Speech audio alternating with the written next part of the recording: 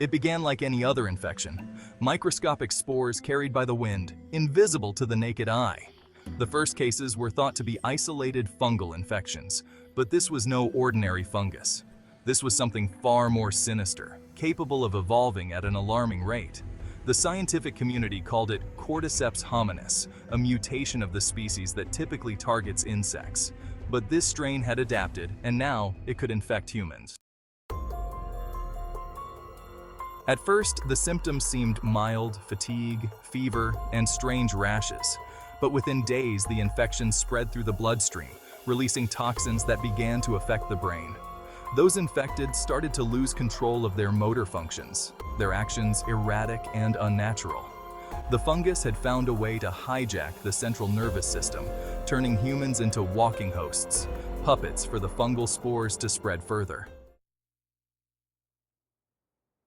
I didn't realize I was infected at first. It just felt like a bad case of the flu. Fever, body aches, nothing unusual, but then I started feeling strange. My body wasn't responding like it should. My hands would twitch involuntarily, my legs would move on their own, and worst of all, I could hear it in my head, whispering. I didn't know if it was my mind breaking down or the fungus taking control, but there was no escape.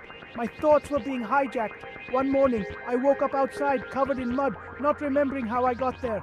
I knew then it was too late. The fungus was controlling me, moving me to places, spreading itself without me realizing it. I could feel it growing inside me. My body was no longer my own. What began as a localized outbreak soon turned global.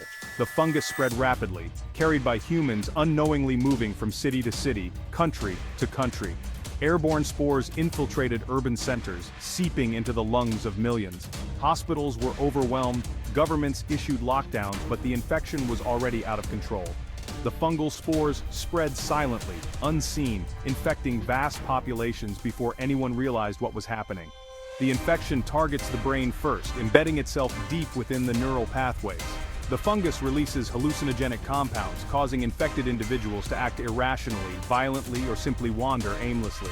Over time, the body begins to sprout fungal growths, tendrils pushing through the skin, releasing more spores into the air. Those who become fully overtaken are no longer recognizable as human, more fungal than flesh, driven only by the instinct to spread. Scientists worked tirelessly to study the fungal pathogen, but it evolved too quickly. Antifungal treatments proved ineffective as the spores adapted to every form of medication thrown at them. Entire cities were quarantined, and still, the fungus found a way to breach the barriers. It spread through food, water supplies, and even entered air filtration systems. No one was safe. Governments issued martial law, but societal collapse was inevitable. As more and more individuals fell to the infection, entire regions were overtaken by fungal growths. The skies darkened with spores, and the air became toxic to breathe. Within a year, the human population dwindled to a fraction of what it once was. Those who hadn't been infected fought desperately to survive in a world overrun by fungal horrors. Civilization, as we knew it, was over. Forests of fungal growth covered entire cities, and what was once humanity's greatest triumphs were now the breeding grounds for the fungal takeover. In the end, it wasn't a virus or nuclear war that brought us down. It was something far simpler.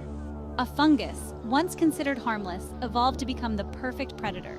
It adapted, it spread, and it took over. And now the Earth belongs to it. This is how it all ends, with a fungal infection that claimed the human race. And if you found this video fun, make sure to like and subscribe. It helps the algorithm spread our content to more viewers. If we don't beat the algorithm, that will be how it all ends for this channel.